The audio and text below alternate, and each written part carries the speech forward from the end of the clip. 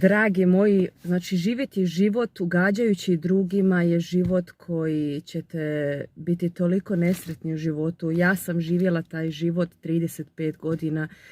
Znači, htjela sam da me svi vole, da me svi poštivaju, a na kraju sam sebe kompletno zaboravila. Znači, ja sam bila nesretna.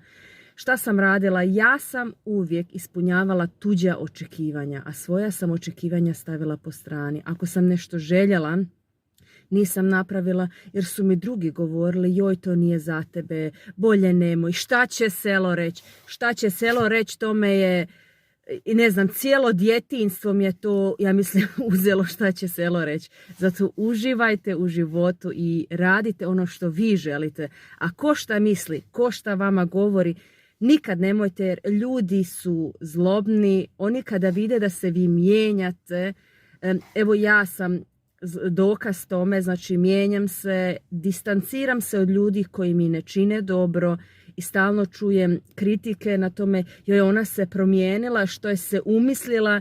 Ljudi, znači radim sve što treba. Znači kad te neko kritizira onda znate da ste na dobrom putu. Uživajte.